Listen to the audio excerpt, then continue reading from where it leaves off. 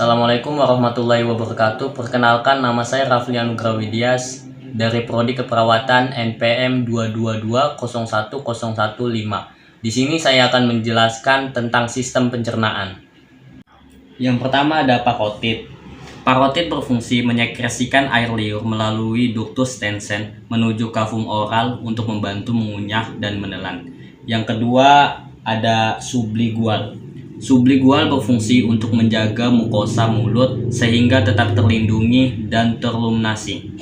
Yang ketiga ada submandibular. Submandibular berfungsi memproduksi air liur lalu diekskresikan ke dalam mulut dari bawah lidah. Kemudian yang keempat ada pharynx. Pharynx berfungsi sebagai saluran alat pencernaan yang membawa makanan dari rongga mulut hingga ke esofagus. Yang kelima ada trakea. Trakea berfungsi untuk melancarkan sistem pencernaan, memberikan ruang bagi kerongkongan dengan tulang rawangan yang fleksibel. Yang keenam ada esofagus. Esofagus fungsi utama kerongkongan menyalurkan makanan dari mulut ke lambung. Yang ketujuh ada stomach. Stomach selain mengolah, menyimpan, dan menyingkirkan zat berbahaya, fungsi lambung juga untuk menyerap zat yang baik untuk tubuh. Yang kedelapan ada diafragma. Diafragma membantu untuk bersin, muntah, buang air kecil, serta buang air besar. Yang kesembilan ada spleen.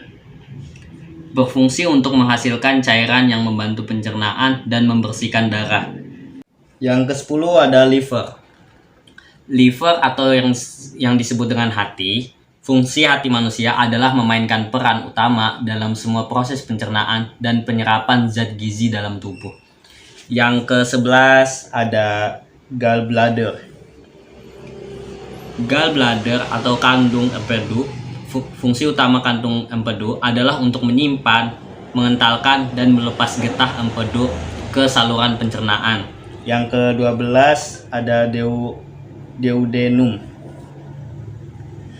Duodenum atau usus 12 jari berfungsi untuk mengambil makanan yang sudah setengah dicerna dari perut melalui pylorus yang disebut dengan katup yang membuka dan menutup yang memungkinkan makanan lewat dari perut ke usus halus dan melanjutkan proses pencernaan. Yang ke-13 ada common bile duct, yaitu saluran hepatik dan saluran kantung empedu akan bermuara pada saluran empedu common bile duct yang akan menyalurkan cairan empedu ke bagian usus halus bernama duodenum. Yang ke-14 ada pankreas. Fungsi pankreas sangatlah penting dalam sistem pencernaan dan metabolisme.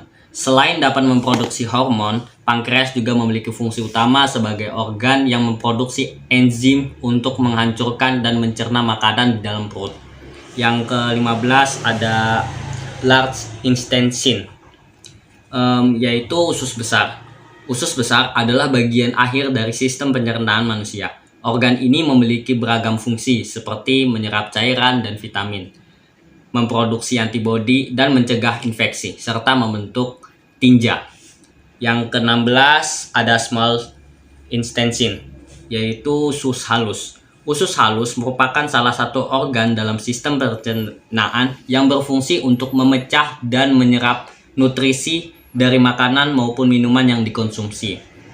Nutrisi ini nantinya digunakan untuk pembentukan dan perbaikan sel serta pemeliharaan jaringan tubuh. Yang ke-17 ada ascending colon. Kolon ascendens merupakan bagian paling besar dan dari usus besar. Letaknya berada di dasar perut kanan bawah dan ujungnya berakhir di samping hati.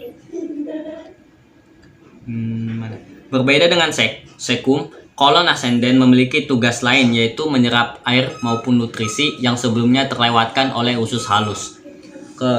Kemudian ada ke-18, yang ke-18 ada sekum.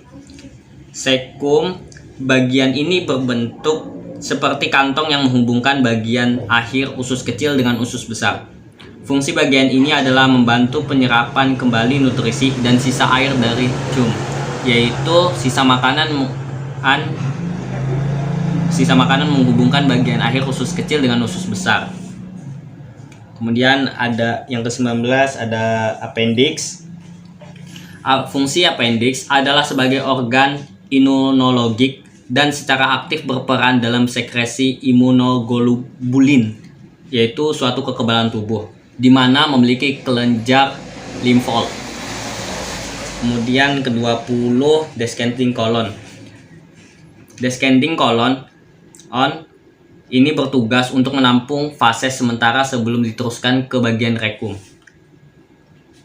Kemudian ke-21 ada sigmoid colon. Sigmoid colon adalah bagian terpanjang dari usus besar dan ia terdiri atas 4 bagian, yaitu ascendens, kanan rongga perut, transversum, melintang dari kanan ke kiri di bagian atas rongga perut. Kemudian ada descendens, kiri rongga perut, dan sigmoid, bagian yang terhubung dengan rektum. Kolon memiliki fungsi untuk mencampur chain dengan enzim pada saluran cerna. Campuran ini akan membentuk tinja yang nantinya akan dikeluarkan tubuh. Kemudian yang ke-22 ada rektum. Rektum adalah bagian dari usus besar yang terhubung dengan kolon sigmoid. Fungsi usus besar pada bagian ini adalah menerima dan menyimpan limbah dari kolon. Penyimpanan terjadi selama waktu tubuh untuk mengeluarkan limbah tersebut melalui anus. Proses pengeluaran limbah dari tubuh terjadi ketika otak menerima rangsangan sehingga menghasilkan sinyal kapan limbah termasuk gas atau tinja yang harus dikeluarkan dari tubuh. Kemudian yang ke-23, anus.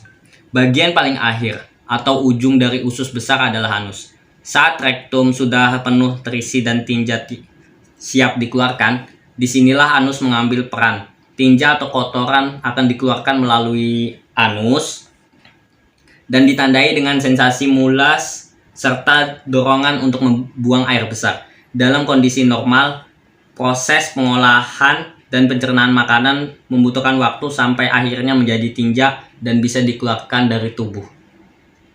Ya, kurang lebihnya mohon maaf. Sekian dari saya. Wassalamualaikum warahmatullahi wabarakatuh.